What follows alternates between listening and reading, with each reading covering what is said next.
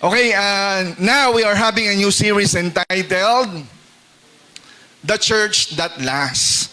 So ang simbahan daw na tatagal. Sino naniniwala ang Sogsim Church ay tatagal pa ng maraming taons? Ba?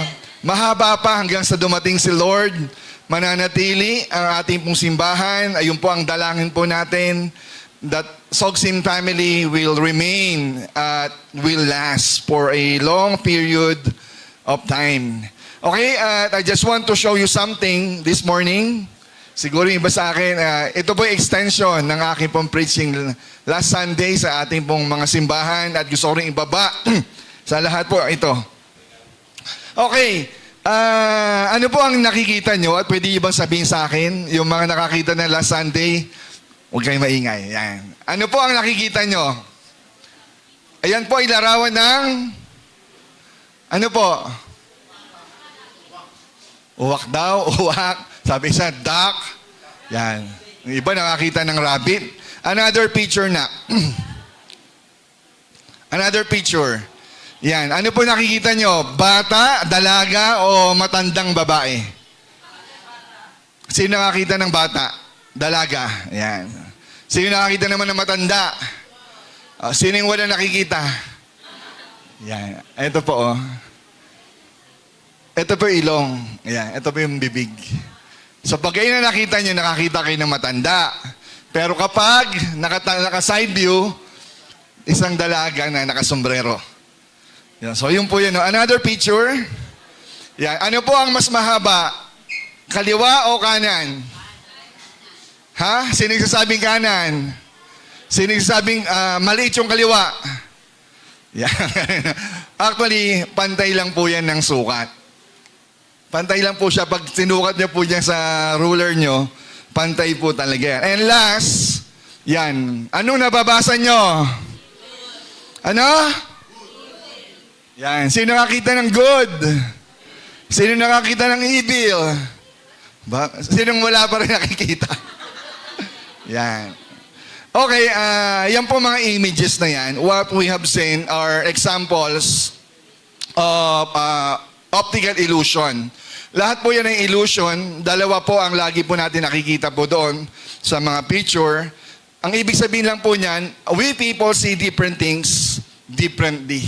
Iba-iba po yung ating pagtingin sa mga bagay-bagay. Pwedeng good sa'yo, pero sa iba naman ang nakikita, masama or evil. Why? Because each one of us or one or her has a different point of view. Sabihin nyo nga, perspective. Yan. So yung perspective po na yon ay ating pong pananaw o ang ating pagtingin sa mga bagay-bagay. Napakahalaga po niyan, yung salitang perspective. Tulad na lang po ng nung nangyari noong pandemic. Di ba, para sa iba, ang pandemic, ito po yung panahon ng crisis. Ang pandemic daw yung panahon ng pagbagsak ng mga negosyo. Sino naniniwala ron? Ang pandemic ay panahon na marami ang bumagsak na negosyo. Pero para sa iba naman, ang pandemic naman ay opportunities o simula para magkaroon ng bagong negosyo. Are you with me?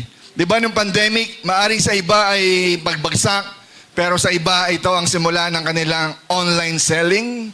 Ito ang simula ng kanilang Grab, di ba? Yung mga padala, pa-deliver, pasabay. Nagkaroon ng bagong negosyo because of this pandemic. At yung iba naman ay talaga nag-improvise, mas lalong naging successful, pero sa iba ay pagkalugi. It's perspective. Parang panahon po ngayon. Ngayon po ay panahon ng tag-ulan. Parang weather lang po natin. Di ba kapag umuulan, tayo ba yung naiinis? Ano ba yan? Mambon, dito di ako makapag-church. Tayo ba yung naiinis? Or tayo ay nagpapasalamat kapag umuulan?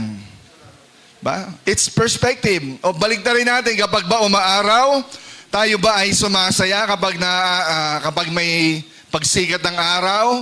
Kapag uminit ang araw, masaya pa rin ba tayo o tayo ay naiirita? Saan tayo roon?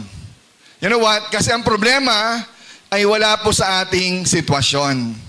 Ang problema ay sa ating pananaw or perspective. Why? Because our perspective always determines our direction. Kung paano natin nakikita ang isang bagay, ayun po yung ating pong gagalawan, isa sa pamuhay, at lalakaran. Because it becomes our perspective. Are you with me? Katulad na lang ng halimbawa, siguro familiar na kayo sa kwento ng the parable of the two salesmen. Diba meron dang dalawang salesman? Yung dalawang salesman na to ay galing sa magkaibang shoe company na ipinadala sila sa Africa para maghanap ng market or pwedeng pagbentahan ng kanilang sapatos or mga tsinelas. Tama? Maaring sila ay taga Marikina, yung isa ay taga Maykawayan, parehas mahusay sa balat, pinadala sila sa Africa. Ano po nangyari? Pagbaba pa lang sa airport ng unang salesman, napansin niya kaagad, grabe ba't ganito rito? Bakit ang mga tao rito, walang tsinelas, nakatapak lang? So what happened? Ang ginawa niya, tumawag siya sa boss niya. Boss, masamang balita. Wala tayong magiging negosyo rito. Bakit? Walang nagsosuot kasi ng sapatos. Wala rin nagchichinelas. In short, walang market. Pauwi nyo na ako. Ayun na sabi ng first salesman. Pero pagkalipas naman ng isang oras, may dumating din na pangalawang salesman. Pareho lang sila na nakita. Mga taong walang tsinelas at walang sapatos. Pero iba ang naging mindset po ng pangalawa. The same thing, tumawag din siya sa boss niya. Sabi niya, boss, jackpot. Ang daming nakatapak. Ang daming walang sapatos at tsinelas. Maraming bibili sa atin. Sabi niya, boss, ito po yung malaking oportunidad. Magpadala ka na ng maraming stocks. Yung isa kanina, pauwiin mo na ako, pero itong pangalawa, iba ang nakikita niya. You know what? It's still a matter of perspective. Maaring mga kinuwento natin kanina, ganun po, magkaiba. Iisang lugar at iisang sitwasyon, pero magkaiba po ng perspective or pagtingin sa buhay. Tignan mo kaya katabi mo. Sige, tignan mo lang. Ano nakikita mo sa kanya? Yan. Fresh? Okay, again, for our church to last, to have a lasting church, mahalaga po na maitama po natin yung ating pong perspective, especially sa ating pong pagbimisyon, sa ating pong purpose, maitama po natin ang purpose, ang pagbimisyon, ang pagsunod sa ating Lord. Dapat ay naka-align at tama po. Amen po ba ron? Baka kasi tumitingin tayo sa paligid natin, madalas ang nakikita po natin, letter P. Ano? Pastor, pera. Ikaw talaga, oh. Tumingin ka lang sa paligid, oh. Pero ang nakikita natin, madalas, problema. Baka kasi yun ang unang nakikita natin. Parang kapag tumingin po tayo, pag tumingin tayo sa eskwelahan po natin, mga estudyante rito, naiisip mo kaagad sa mga classmate mo, Pastor, mahirap silang i-win. Mahirap silang i-reach. O iba naman sa atin, kapag tumingin tayo sa mga kaibigan natin, sasabihin natin, talagang mahirap, Pastor. Madaming pasaway. Eto mga kaibigan ko, halos lahat sila pasaway. Ang hirap silang bahaginan ng Word of God. At kapag tumingin naman tayo sa community natin, sa mga kapitbahay po natin, baka ang nakikita natin, Pastor, parang walang pag-asa to. Kasi mga kapitbahay namin, puro sugal. Kapitbahay namin, puro inom. Kapitbahay namin, mga marites, di ba? Mga chismosa raw. Walang pag-asa. Madalas po, ang nakikita po natin sa paligid natin, kaguluhan. Madalas nakikita kaagad natin, kasalanan. Mga taong ang hirap baguhin. May kausap ako. That's why this morning, ang topic po natin ngayon, we are to challenge everyone to look and to see beyond the crowd. Sabihin nyo nga, beyond the crowd. Yan, sige po. Tayo po'y manalangin. Father God, thank you God for this morning. We appreciate you. Salamat Panginoon. Kami po ay naririto para sumamba, para makinig ng iyong salita. Lord, we ask God for your presence. We ask God for your mighty presence, God, to show us, Panginoon, maramdaman po namin na ito po ay magbabago sa aming puso, sa aming pag-iisip, sa aming mindset, at sa aming buhay. Lord, i-ready mo kami. Handa po kami, Lord, magpatuwid. Handa po kami, Lord, ma-encourage muli. At handa po kami, Lord, sumunod. Lord, thank you so much sa iyo ang glory, God, for this morning. In Jesus' name, amen. Hallelujah. If you have your phone with you, again, kindly make it to silent mode at i-share po natin ang ating live stream for this morning. Okay? So, beyond the crowd, ang ibig sabihin lang po niyan, makita natin yung paligid natin, makita natin yung tao beyond the crowd. Hindi lang mismo yung tao mismo, tao. We see beyond. Makita natin, katulad ni Jesus, that we see people in the lens of Jesus. Kung paano ba tinitignan ni Jesus ang mga tao? Nakikita ba ni Jesus ay katulad na nakikita natin o iba ang nakikita niya?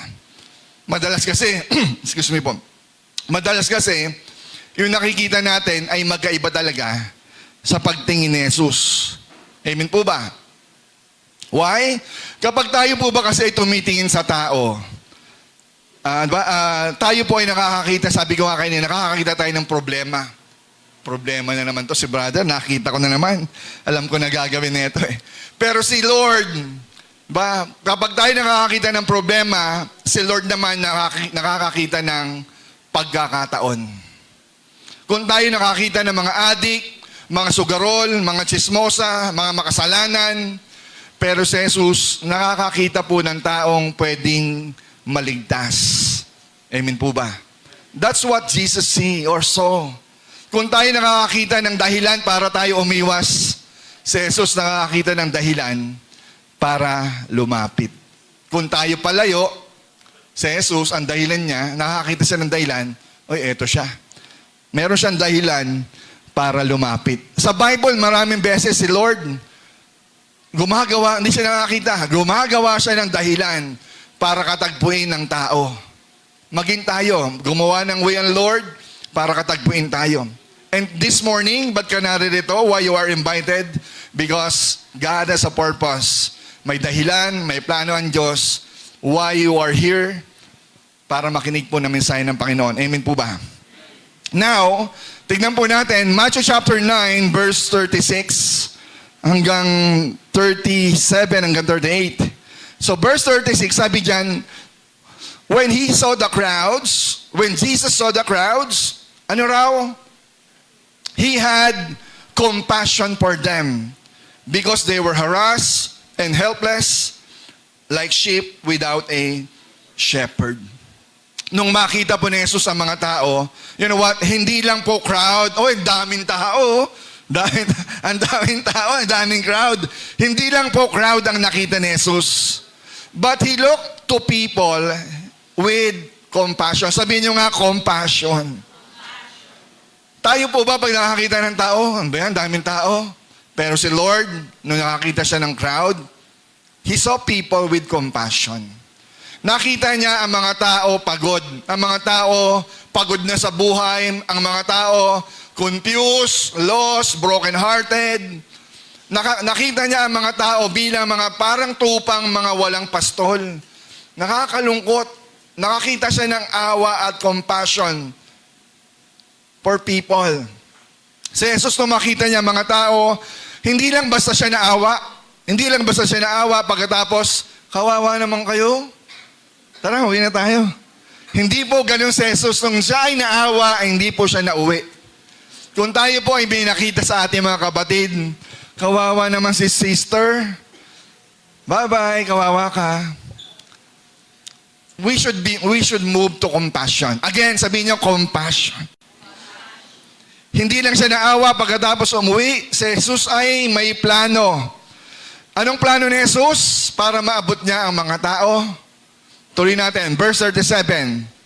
Then He said to His disciples, the harvest is plentiful, but the laborers are few. Tingnan yung mga naka-highlight ha. The harvest is plentiful, but the laborers are few. Therefore, pray earnestly to the Lord of the harvest to send out laborers into the harvest. So nakita po natin sa verse po na yan, ang sinasabi po ni Lord, kailanman po ay hindi issue ang harvest. Hindi po naging issue ang harvest. Sa totoo lang, maraming tao ang handa na talagang kumilala sa Lord. Maraming tao may problema, pero ang problema talaga, kakaunti yung gustong umabot sa kanila. Are you with me? May problema ang tao at handa na nilang tanggapin si Lord. The real problem is the harvest. Again, hindi issue ang harvest. Ang issue ay kulang ang workers. Tignan mo yung katabi mo. Yan. Ano nakikita mo sa kanya? Siya ba ay harvest o siya ay workers? Yan. So anong kulang sa verse? Anong kulang? Kulang ba ang harvest? Sinabi ba ni Lord, Pastor, di mo na kami hahayo kasi wala namang harvest. Kailanman hindi issue ang harvest sa mission. Lagi ang issue ang workers. Maraming estudyante ang nangangailangan po ng pag-asa. You know what? Sa panahon ngayon, maraming kabataan sa mga school. Mga barkada natin, naghahanap na yan ng purpose. Yung mga kapitbahay, yung community natin, sa totoo lang, kahit tahimik yan, pero tahimik na may pinagdadaanan yan, parang katabi mo. Tahimik lang, pero may pinagdaraanan. Pero ang tanong, sino? Sabi mo nga, sino? Kumakanta na kayo, ha? Sino po ang lalapit sa kanila? Sino ang mag-i-invite sa kanila? Sino ang mag-i-encourage? Sino ang mag-share ng gospel? Sino ang magsasabi sa kanila na mahal sila ni Jesus? Kapatid, napakahalagang tanong yung sino. Sana masagot natin. Ang problema, we are praying for sino, we are praying for someone na may umabot sa kanila. Pero ikaw lang pala yung someone na tinatawag na ni Lord. Pray tayo ng pray, Lord, sana magpadala ka ng mag-share sa kanila. Sana, Lord, magpadala ka ng tutulong sa kanila. Again, ikaw lang pala yung someone na hinihintay ni Lord. Amen po ba? Tayo lang pala hinihintay ni Lord para magawa yung mission. The church that lasts ay yung church po na nagmi-mission. Amen. Ang church po natatagal, again, yung simbahan lang na nagmi-mission. Kaya kung ang Sogsim Church ay hihinto sa pagmimisyon, hihinto tayo on sharing the gospel, hindi po tayo tatagal. Mauubos at mauubos, mananawa at mananawa tayo. Kasi ang minsan ang bibigay sa atin ng fire is the soul. Diba? Ang nagbibigay sa atin magpatuloy yung kaluluwa na ating pong aalagaan. Amen po ba? Ano ang mission ng church? Hindi lang tayo nagsisimba para kumanta, tumugtog. Hindi lang tayo nagsisimba para makinig. Yes, Sunday ngayon, makikinig ako ng preaching ni Pastor. Tapos uuwi na. Hindi lang tayo pumupunta ng simbahan para ma-bless. Because the church is always on a mission. Kagaya na nakalagay dyan. The church is on a mission. Kung si Jesus ay naparito, ano yung purpose ni Jesus? To seek and to save the lost. That is the purpose of Jesus. Nung nandito siya sa lupa, to seek and to save the lost.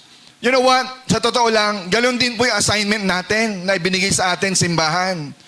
Huwag po tayong malustrak na, ay, basta ako mag-a-usher lang. Ako tutugtog lang. Ako makikinig lang.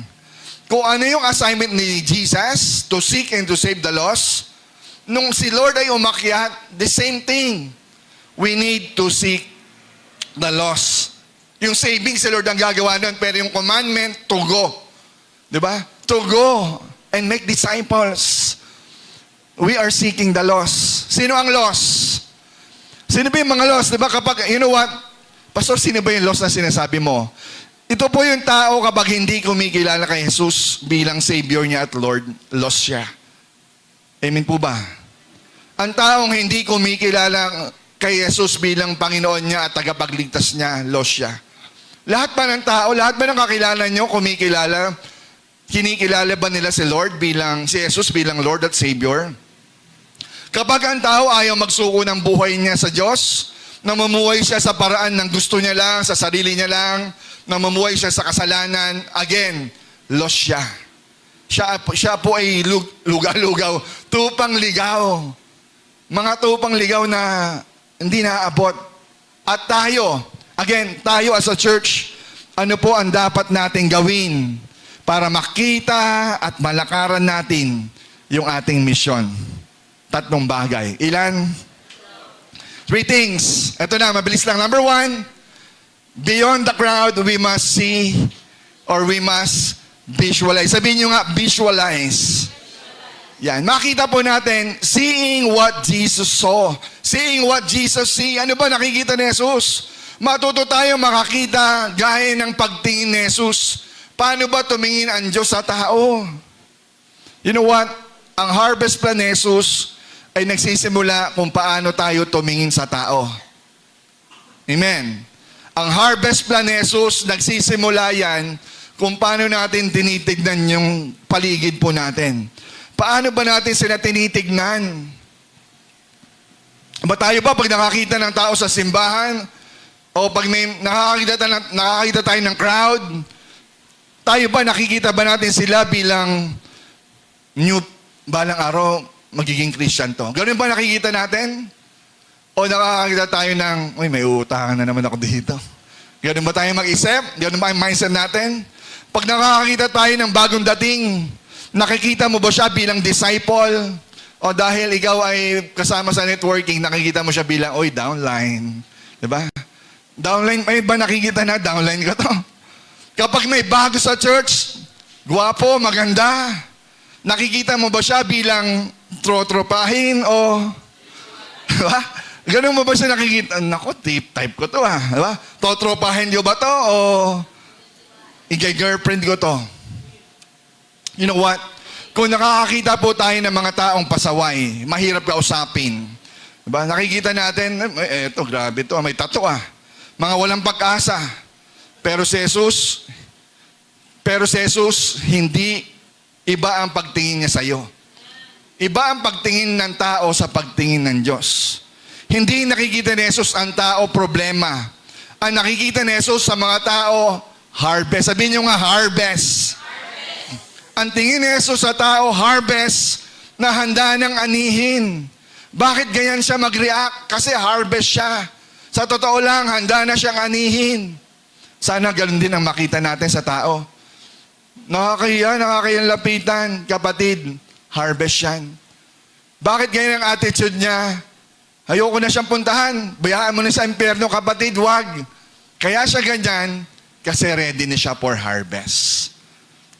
Are you with me? Sino sa inyo familiar sa farming? Sa pagtatanim? Si Alan, sino pa nagtatanim dito?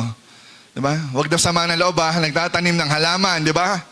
Alam niyo yung, di ba, pag tayo mag-harvest o mag-aanim, meron tayong dapat na tinatawag na tamang timing.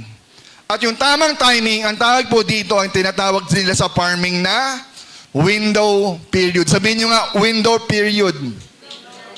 Hindi monthly, window. Window period. Pag sinabing window period, ito po yung tamang panahon o limitadong pagkakataon para sa pag-ani. Are you with me? Window period, ito po yung tamang panahon o yung ating limitadong pagkakataon na para gawin yung pag-ani. Why? Kasi kapag hinayaan po natin na lumipas po yung panahon, ano nangyari? Lumipas yung pagkakataon, yung ani na yon na dapat for harvest na yun possible masira yung ani mo. Kagaya ngayon pag may bagyo. Di ba yung mga magsasaka ng palay, bagamat konting butil pa lang, pero nakita niya may paparating na bagyo, sabihin niya, panahon na para anihin. Ang tawag po ron ay window period. Bawat tanim, meron po yung window period. Parang mangga. Di ba? Ang puno ng mangga, hitik sa bunga yan. Pero, ang mangyayari kapag hindi mo hinarvest sa tamang panahon, yung mangga po na yan ay maninilaw na lang, matutuyot at babagsak sa lupa. Mamamatay. Nasayang yung harvest. Sana ganun makita natin ang tao, na ang tao is always ready for harvest. Hindi problema ang harvest. Ang problema yung mag-harvest, wala. Parang itlog. Sino may alam sa itlog dito? Kuya Vic, ako po, ayan, si Alan. Sanay sa itlog yan, di ba? Marami nang nakikitang brown na itlog yan, yung tinitinda niya. Okay? So, alam, di ba sa itlog, ang itlog kapag hindi mo yan nabenta ng tama, malulugi ka sa tamang panahon. Ang itlog kapag binili mo na at hindi mo naluto agad at nakain, masisira yan. Kahit nilaga pa yan, ilagay mo sa rep, masisira pa rin sa rep yan. Sanay na ako dyan. At alam ko rin kung ang pagpapakulo ng itlog tips, kapag ang itlog ay hilaw yun. Hilaw yun. Ibig sabihin, hindi mamumuo ang puti. Kasi minsan nagluluto ang tagal. Ang hina kasi ng apoy mo. Lakasan mo yung apoy mo at may oras po yan. Paano malalaman mo pag nakita mo ang itlog na luto o hilaw sa lamesa? Balatan mo, hindi po. Paikutin mo lang. Kapag ang itlog ay umikot na mabilis, luto. Kapag yung umikot, ganun lang, hilaw. Okay? Okay, balik tayo sa nangyari. So dapat po ang itlog, kinakain o inaani na niluluto sa takdang panahon sa kanyang window period. Amen? Ganon din po ang kaluluwa. Ganon din po ang tao. Meron po yung tinatawag na window period. Amen po ba? Kasi may mga kaibigan tayo, sa totoo lang, open na for the gospel. Open na ang puso ngayon. May mga kaklase kayo na naghahanap na, nagtatanong na about your faith ngayon. May pamilya tayo, kapitbahay tayo. May mabigat na pinagdadaanan yan ngayon. Pero ang problema, kung palagi natin sasabihin, next time na lang. Natakot ako eh. Baka i-denied ako, baka may iba namang gagawa dyan, sila na lang. Sila brother Rodel na lang. Pag ganun po ang mindset po natin, baka masayang po yung pagkakataon. Are you with me? May window period, may windows of opportunity lang ang tao para maabot siya ng gospel. Hindi lahat ng tao pupunta ng langit. Dapat makapasok siya doon sa window period na yon. Are you with me? Pwedeng open na ang puso nila ngayon, baka sa susunod kasi hindi na. Diba, ang tao handa na makinig ngayon, baka bukas kasi wala na sila sa buhay mo. Hindi natin alam. May kaklase yung katabi mo ngayon, pero baka sa susunod na next sem, baka nag-transfer na yan, hindi mo pa na-sharean. Baka may kaibigan tayong parang si Buloy. Kilala yung si Buloy? Diba? Pagkatapos nun, ano sunod? Kay tagal mong nawala, nagulat na lang ako. Narinig ko ang balita. Akala ko ba naman na marunong kang magdala? Nalaman ko na lang, ikay. Hanggang tuhod, hanggang leeg, di ba? Hanggang tuhod, baka pala. Hanggang leeg, di ba? Nagulat na lang tayo. Akala natin, ang lakas-lakas niya. Tapos wala na siya. Lumipad na. Diba? Nagpakamatay na pala. Why? Because the harvest, meron tayong tinatawag na urgency of the harvest. Amen po ba? Ang harvest po, urgent yan. Harvest na yan eh. Kung harvest na siya at hindi ka urgent, sayang po yung panahon, sayang yung pagkakataon. Sana hindi natin pinagpaliban yung gospel. Sana hindi tayo natakot. Nilaban natin for the sake of the gospel. Amen po ba? Why? Because the gospel is good news. The gospel is good news to you only if it arrives on time. Yan, nakasabay na on time na si Ella. Yan, the gospel is good news to us only if it's arrived on time. Why, grabe, ang ganda ng good news sa atin. Pero sa iba, yung gospel, hindi good news yan. Kung hindi naman dumating yan sa panahon nila, sa tamang panahon. Amen po ba? Kapag hindi yan dumating, habang may pagkakataon pa, hindi good news yan. It's bad news. Amen po ba? So dapat ang gospel iparating natin sa tamang panahon.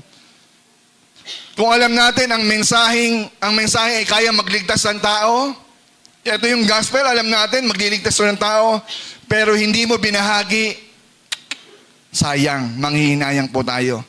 Hindi pwedeng ipagpaliban ang misyon, kapatid. Kaya nga dapat linggo-linggo, yun ang mindset natin, ang pagmimisyon. Kasi yun ang heart ni God.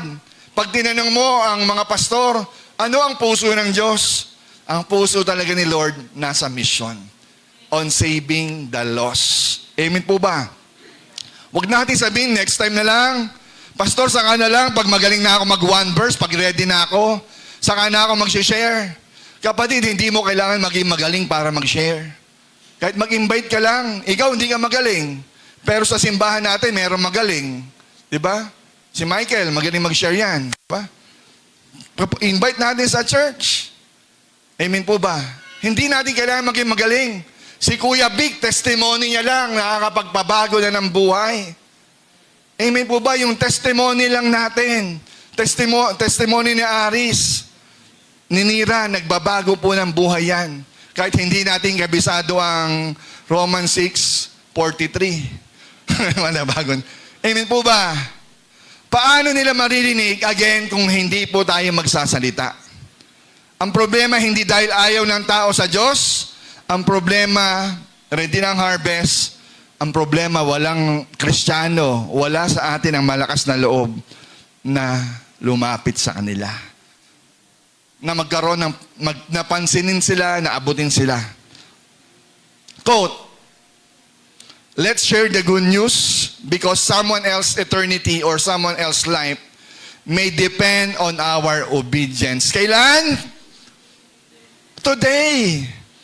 Yung pagsunod lang po natin ngayon, sa totoo lang, nakadepende ang gospel sa ating pagsunod para merong taong maligtas. Amen po ba? Another thing, ano pang nakita ni Jesus? Hindi lang po harvest ang nakita ni Jesus, nakita niya rin that people are like sheep. They need a what? A shepherd. Again, people, nakita ni Jesus, hindi lang harvest, nakita niya rin ang sheep na kailangan ng shepherd. Ang mga tao po ay sheep. Sabihin niyo nga sheep. Sheep ka. Linawin niyo magdaan-daan tayo. Diba? Ang mga tao nakita natin tupa. Sila ay mga anak ng kambing. Hindi, no? Tupa, anak ng tupa. Amen po ba? At nakita po ni Jesus, look at me, nakita po ni Lord sa mga tao, nakita niya, wala silang shepherd. Ang daming tao pero walang nagpapastol sa kanila. Ang daming taong malungkot, handa nang tumanggap, handa nang i-harvest, pero walang nag-guide, walang nagmamalasakit sa kanila. Alam niyo po ba ang tupa? Ang tupa po, ang karakteristik po ng tupa, ang tupa po ang pinaka-dependent na hayop. Do you get my point? Ang tupa po kasi, hindi po yan marunong mag-survive mag-isa. Mamamatay po yan kung walang mangangalaga sa kanya. Hindi nga makainom yan sa ilog eh. Kailangan yung ilog, hahanapan mo pa ng ilog na tahimik yan, yung mahina lang ang daloy. Chuk, chuk, chuk, chuk. Hindi yan, hindi iinom yan. Tatakbo yan. At ang tupa po, talagang prone yan na makain kaagad ng mga mababangis na hayop. Ang tupa po ay kailangan ng shepherd na merong gagabi sa kanila, proprotekta sila sa kanila, at dadalhin po sila sa tamang direksyon. Ganun po ang tao. Karang tayo. Hindi po natin kayang mag-isa. Kailangan po natin ng pastor, ng mentor, ng coach, ng guide para i-guide tayo sa tamang direksyon. Amen. At yan po nakita ni Jesus sa mga tao. Hindi lang niya nakita ang tao na makasalanan, nakita ni Jesus sila ay sugatan, pagod, confused, nalilito. May mga pinagdadaanan sila na hindi natin nakikita, pero si Jesus, nakita niya. Ang pinakamasakit, wala silang shepherd. At yun ang gusto ni Jesus sa atin. Yung panalangin niya na yun, kawawa ang tao. They are sheep without shepherd. Ayun po yung longing ni Jesus. Sana merong maglakas loob sa atin. Sana may manindigan sa atin. Ang katotohanan po, church, kung Kristiyano ka, sinong Kristiyano rito? Ito pong katotohanan.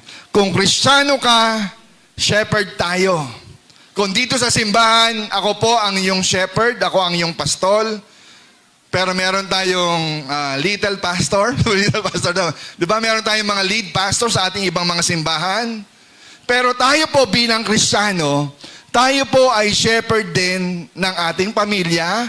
Shepherd din tayo. Sana makita natin, tayo ay shepherd ng mga tao sa labas. Baka hindi mo nakikita yun. Bahala sila sa buhay nila. Kapatid, yun nga yung iniiyak ni Lord eh. Magpadalat ng shepherd. Sana merong shepherd na tatayo. Amen po ba? Meron pa isang preacher na nagsabi, ito bang sabi niya, the tragedy of our time is that the situation is desperate, but the saints are not. Sinabi po yan ni Vance Havner. The tragedy of our time, ibig sabihin, desperado na ang kalagayan ng mundo. Pero parang hindi desperado ang simbahan. Yun po ang ibig sabihin nun. The saints are not. The world is so desperate. Ang gulo-gulo ng mundo, ang gulo-gulo ng politika, walang nagsasalita, walang naninindigan. Bayaan mo sila. At ang simbahan, hindi desperado sa nangyayari. Tahimik lang. Amen po? I just want to share, umatid po ako ng isang pastoral prayer meeting. At meron pong isang pastor doon, yung nag-lead po sa amin sa panalangin. Nag-testimony po siya sa kanyang conversation sa nanay niya. At ito po naging conversation nila, mag-ina. Pastor na po siya. Ito ang sabi ng nanay niya, alam mo anak, hindi ako naniniwala sa Diyos mo. Grabe, pastor na. Anak mo, pastor, sabi ng nanay mo, anak, hindi ako naniniwala sa Diyos mo. Sabi ng anak, bakit ma? Kasi minsan naiwan mo yung Bible mo. Binasa ko, may nabasa ako dyan. May nabasa ako dyan, ang sabi, si Jesus lang ang daan para maligtas ang tao. Ba? Si Jesus lang ang daan para maligtas ang tao sa kasalanan at sa impyerno. Nabasa ko yun. Nabasa ko rin, paano sila maliligtas kung walang mangangaral sa kanila? Tama po yan, Nay. Tama po yung binasa nyo. Sabi ng nanay, kaya nga hindi ako naniniwala sa Diyos mo. Bakit? Paano mo nasabi yan? Sabi ng nanay, kasi kung si Jesus ay totoo, kung si Jesus ang totoo at tanging daan ng kaligtasan, bakit parang hindi ko makita sa'yo? Bakit parang hindi ka nababothered na marami ang pupunta sa impyerno, tapos ikaw, nakukuha mo pang magbabad sa Netflix, nakukuha mo pang magbabad sa TikTok, pasayaw-sayaw ka pa. Parang hindi totoo yung Bible na Diyos na pinipreach mo. Sabi mo sa katabi mo, aray? Aray ko? You know what? Simula po noon, doon pa lang na born again si pastor. Grabe, no? Pastor na doon pa lang na born again. Totoo po. Maraming tao nawawala pero kampante tayo. Hindi tayo bothered. Hindi tayo desperate. Maraming kabataan lulod na sa depression, sa addiction, broken families. Wala ng direksyon pero minsan mas concerned pa tayo sa likes, mas concerned pa tayo sa views at mga trending sa social media. Habang ang mundo ay sumisigaw, naghahanap ng pag-asa, pero again, ang church, tahimik lang. Diba? Desperado ang tao, nangangailangan ng Kristo, pero tayo, komportable tayo sa ating mga aircon, sa 4 na sulok ng gusaling ito. Amen po ba? Ang sarap dito, malamig, lalo na ngayong panahon na to. You know what? Church, Sogsim Family, hindi po tayo nandito na tumutugtog lang, kumakanta lang. Amen po? Dapat tumutugtog tayo, pero umaabot pa rin tayo ng tao. Are you there? Huwag po natin maging mindset, ang trabaho ko, vocalist, ang trabaho ko, instrumentalist. Kapatid, kung kahit vocalist ka, instrumentalist ka, Kristiyano ka. Ang trabaho ng Kristiyano, umaabot ng tao. Amen. May kakampi pa ba ako? Hindi tayo nagpipreach lang o nagtuturo lang. Apply po natin, madalas natin marinig. Each one, reach one. Huwag na tayo magsimula sa malaki. Magsimula tayo kahit isa lang kada linggo. Isang tao lang, makausap natin, masharean lang natin. Madala natin sa simbahan. Bakit sa simbahan? Para maalagaan. Are you with me? Hindi lang tayo nagpaplano, mga network natin, wag lang tayo magplano ng fellowship. Dapat ang network natin nagpaplano rin kung paano mag-reach. Paano umabot sa mga grupo natin, sa men, sa women, sa youth. Hindi lang tayo puro gather. Huwag alisin yung pag-win. Pinaplano dapat natin yan. May kausap pa ba ako? Let's visualize. Makita natin ang tao bilang harvest. Makita natin na ang tao bilang sheep. Confused, lost, and they need a shepherd. Amen. Amen po ba? Number 2, we must agonize. Sabihin nyo nga agonize. Kanina, visualize, now agonize. Pray like it really matters. Kung mananalangin tayo, dapat seryoso tayo. O baka kasi inisip natin, okay na pastor, na-gets ko na. Gets na namin. Sinabi mo na kanina, lalabas kami. Kailangan namin i-share ang gospel. Kailangan namin mag-invite. Yes, walang mali po doon. Actually, gusto talaga ni Lord yun mag-invite tayo, mag-share tayo. Pero ito nakakagulat, sinabi ni Lord. Pagkatapos niya sabihin, the harvest is plentiful, but the workers are few. Hindi niya sinabi agad, okay, go! Labas kayo! Hindi po sinabi ni Lord na lumabas agad tayo, mag-share ka agad, mag-one verse ka agad. Hindi po. Ang sumunod na sinabi ni Lord, sabihin niyo nga, pray. Verse 38, pray. Hindi lang basta pray. Ano sabi? Pray? Earnestly. Di ba? Pag sinabi pong earnestly, hindi ito basta pray lang. Ito po ay seryosong prayer. Amen po ba? Ito po ay marubdob. Baka tayo nananalangin, alam na namin yung gospel, sinabi rin ni pastor, nag-pray tayo, Lord, bless mo sila. Hindi po ganun yun. Kapag tayo po ay, ang sabi lang ni Lord, bago tayo pumunta, mag-share ng gospel, baka kasi nakakalimutan natin, bakit walang result? Kasi baka nakalimutan nating lumuhod muna bago tayo mag-harvest.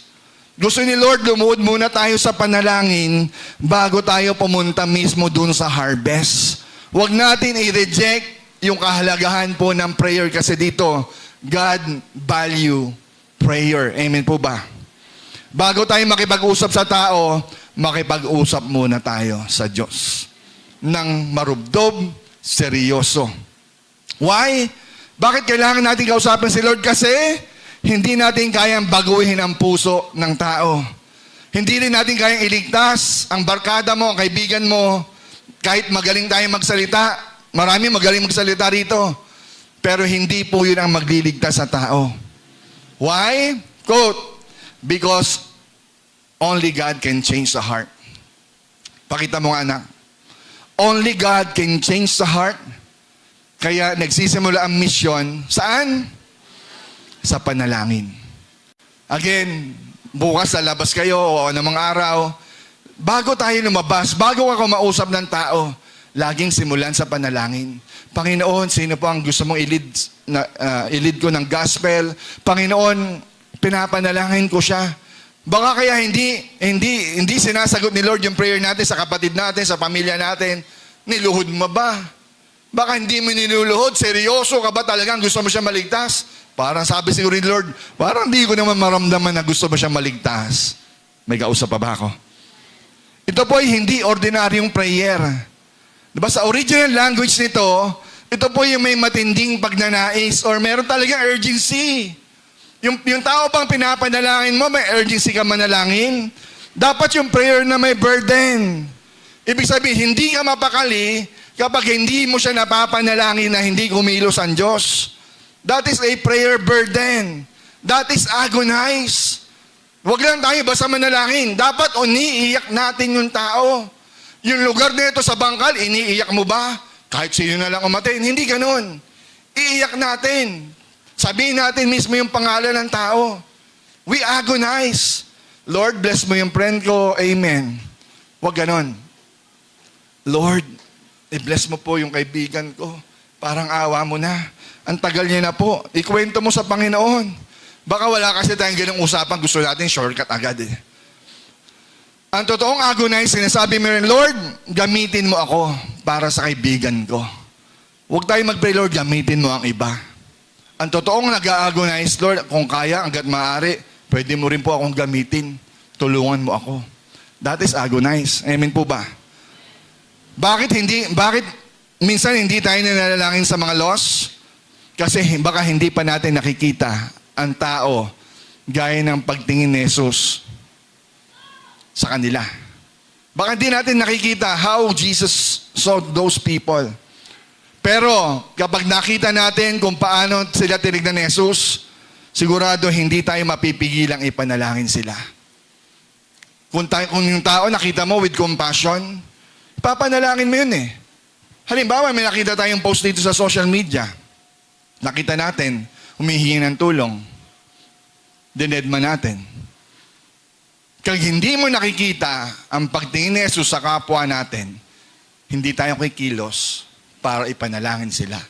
Hindi rin tayo maglalabas ng pera, dudukot para abutan sila. Why? Kasi hindi natin nakita yun eh.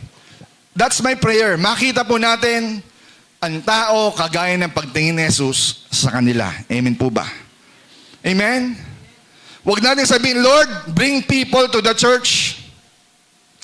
Sa prayer po natin, sana huwag lang tayo, Lord, magdala ka ng kaluluwa sa simbahan. Sana maging prayer natin, Lord, send us to the people. Thank you, Lord. Pumasok pa, no? Pinakain siya kasi ko kanina. Diba? Huwag lang tayo manalangin, Lord, bring people to the church. Huwag.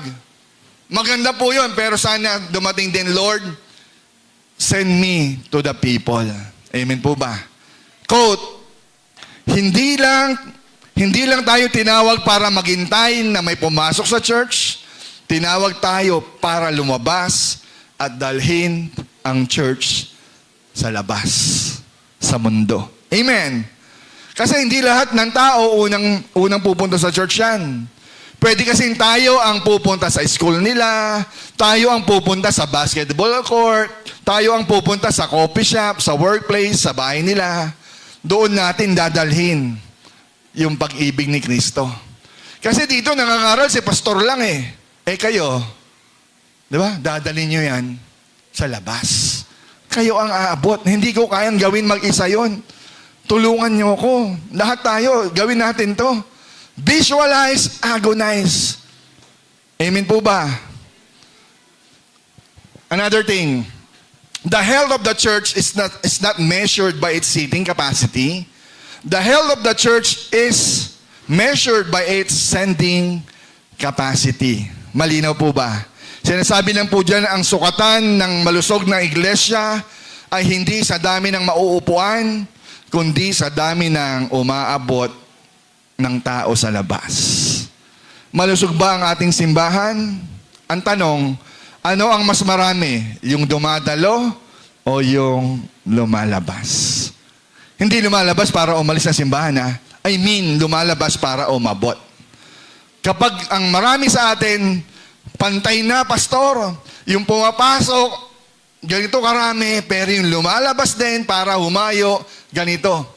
Pero kung iilan pa lang tayo, 4, 6 pa lang ang lumalabas, doon natin mame-measured kung ang simbahan natin ay malusog. Kung marami na ring nagsisend. Amen po ba? Pwedeng maganda ang building, pwedeng puno ang church natin lagi, pwedeng maganda ang worship natin, ang program natin, pero kung walang lumalabas para umabot, walang maganda doon. Amen? Kasi hindi natin nagagawa yung misyon. Nag-e-enjoy lang tayo sa loob. Kulang. Amen po ba? At ito pa, interesting sa panalangin na sinasabi ni Jesus. Sabi dyan, send out laborers. You know what? Sa Greek word translation po yan, ang sabi dyan, ekbalyo. Sabi niya ekbalyo. Ang ibig sabihin, to drive out, to cast out, to throw something with great force. With great force. Hindi itong simpleng, sige, go. Hindi. This is a calling with urgency. Go! Labas! Labas kayo! It is throwing something with great force.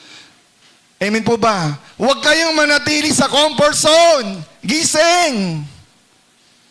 Church, kung magiging honest po tayo, Minsan yan po ang ating struggle bilang Kristiyano. This is our struggle. Walang force kasi komportable na tayo, masaya na tayo tuwing Sunday service, meron naman taming youth gathering, masaya-sayang people, masaya kami sa life group namin, kami,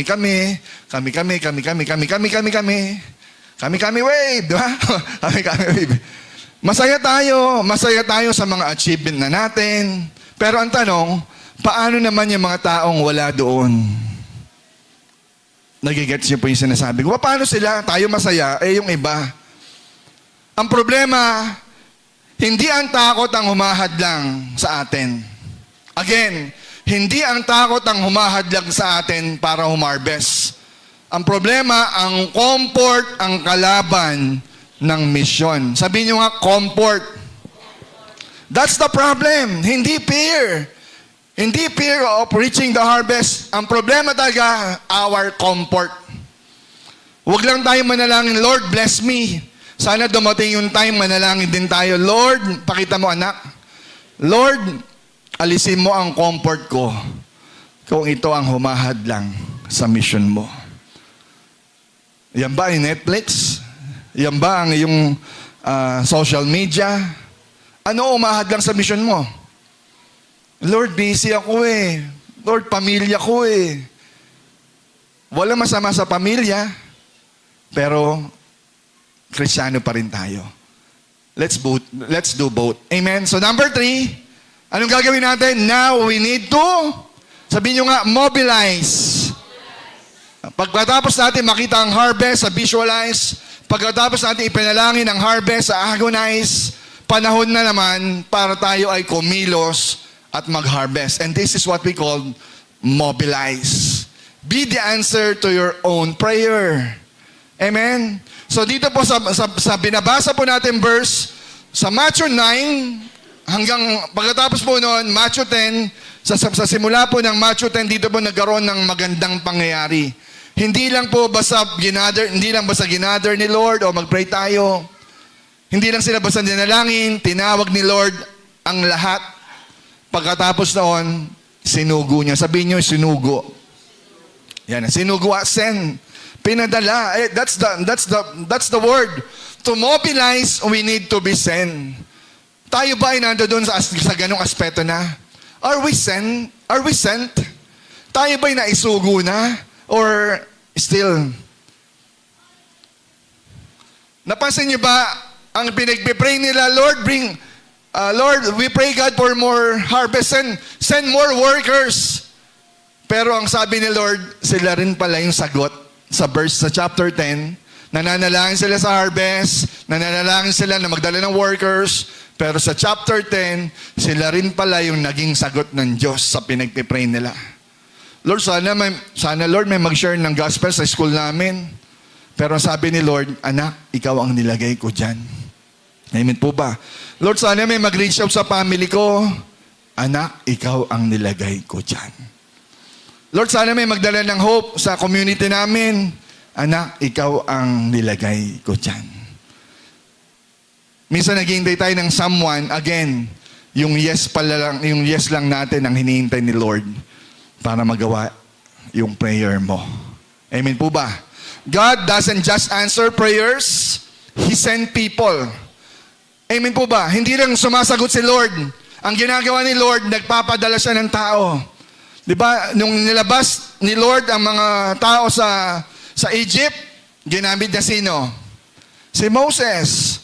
Nung para talunin ng Israelites ang higanting si Goliath, sino pinadala niya? Si David. Para maikalat ang gospel, sino pinadala niya? Si Pablo. Hindi po yung iba. Nagsimula kay Pablo.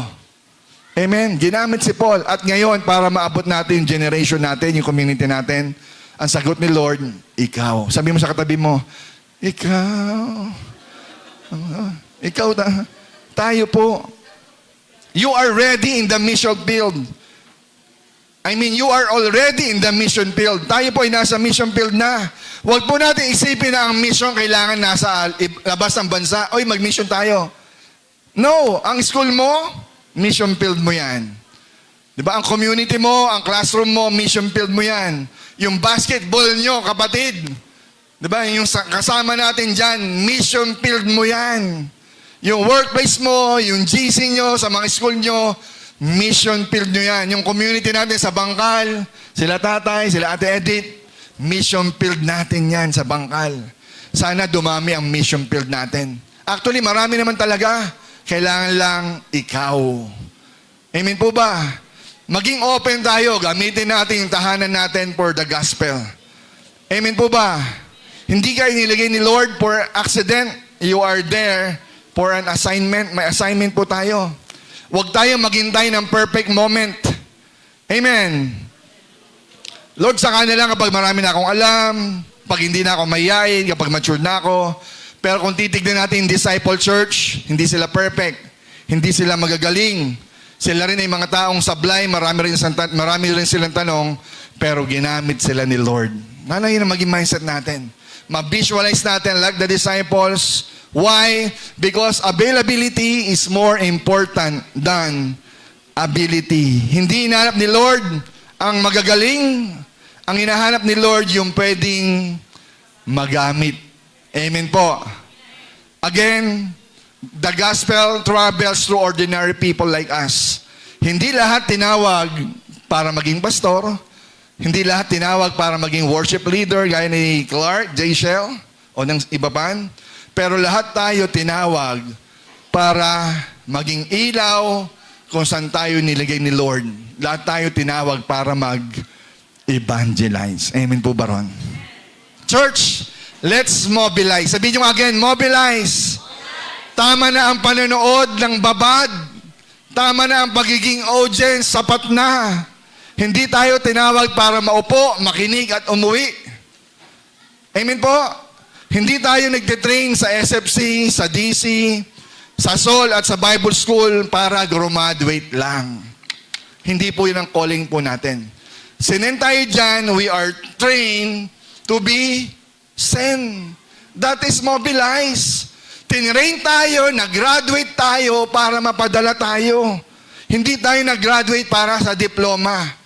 Dapat para mag-grow ang simbahan, that last, we need to be sent. Amen po ba? We need to be mobilized. Bakit kapag sa secular job natin, matapang tayo?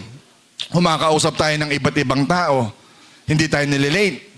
Pero bakit pagdating sa gospel, ang tagal natin, natatakot tayo, nahihiya tayo? May kausap ba ako?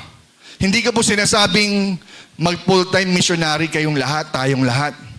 Why? Kasi pwede namang professional tayo sa field natin, sa work natin, pero mission-minded pa din tayo. Amen po ba? Pwede tayong egg dealer, pero umaabot pa rin tayo ng iba. Amen? Pwede tayong manager sa opisina, pero may mindset tayo ni Lord. God does not call everyone to be evangelists, but all are called to be evangelistic. Amen. Hindi lahat tinawag para maging evangelist na magagaling magsalita, pero lahat tinawag para maging evangelistic, yung may puso, may mindset, may mata na umaabot. Amen po ba? Ba ang partnership yung mag-asawa parang si Priscilla at Aquila, they have a missional marriage. Hindi kayo mag-asawa lang para mag-anak. Mag-asawa kayo para maging missional marriage kayo. Dalawa kayo gagamitin ni Lord to reach out the people. Ang bahay nyo, ang bahay natin ginawang missional house. Hindi lang yung bahay para bahain. Hindi lang yung bahay para pagandahin. Ang bahay natin, tahanan natin, it's called to be a house churches. Sa Bible, wala naman mga malalaking simbahan konti lang. Pero lahat sila sa Bible, if we read the book of Acts, yung mga susunod pa ng mga books ni Pablo, all of them are house churches. Ang simbahan nila sa bahay-bahay. At yun po ang gusto kong mangyari sa simbahan natin.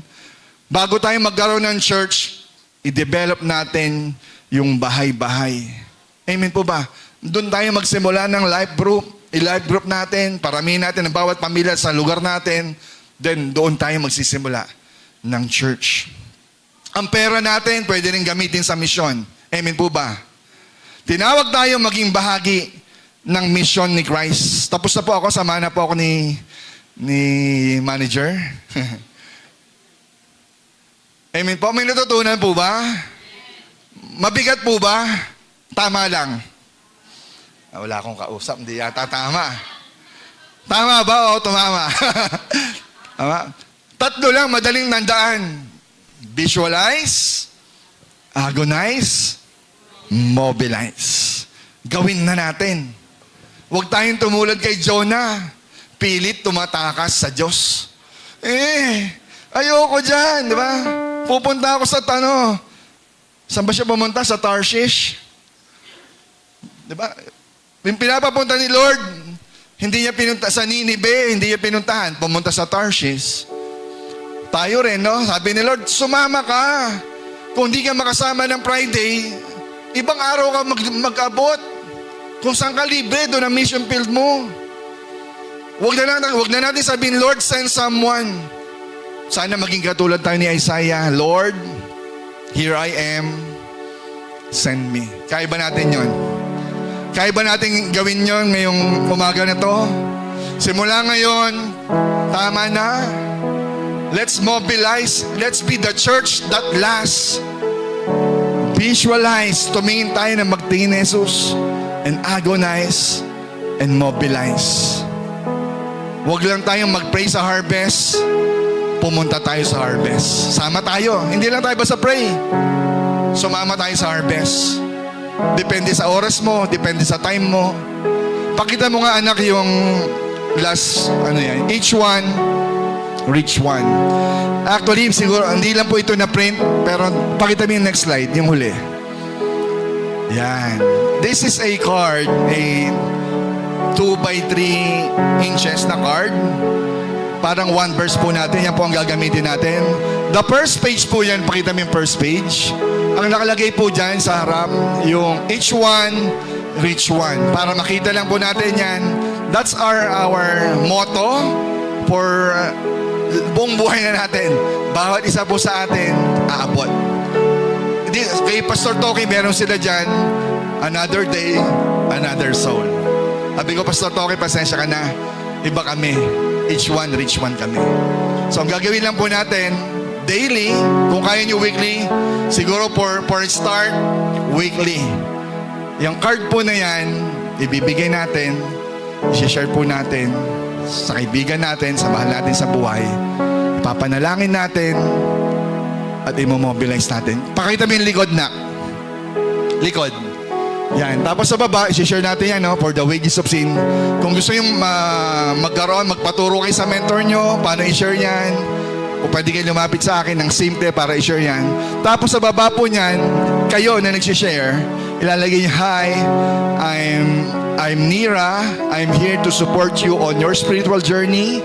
Connect with me at kung gusto mo number mo o ayaw mo ma-scam, FB mo na lang o yung messenger mo lang. Depende kung ano ilalagay mo. Are you with me?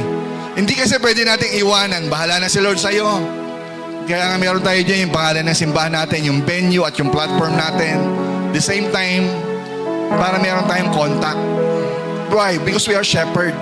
Hindi sila pwedeng iwanan lang basta na-share na noon, bahala ka na. We are shepherd. And I am, dito po sa church, I am the master shepherd, si Lord. Pero kami po ay under shepherd. Si Pastor Joseph ay under shepherd din. So tayong lahat ay shepherd. Gawin po natin ito. Kung ito po'y gagawin mo daily, pwede. Kung kaya mo mag-share ng marami, pwede tayong kumuha ng card. By next week, magpo-provide na po ako nito. Papaprint ko po ito.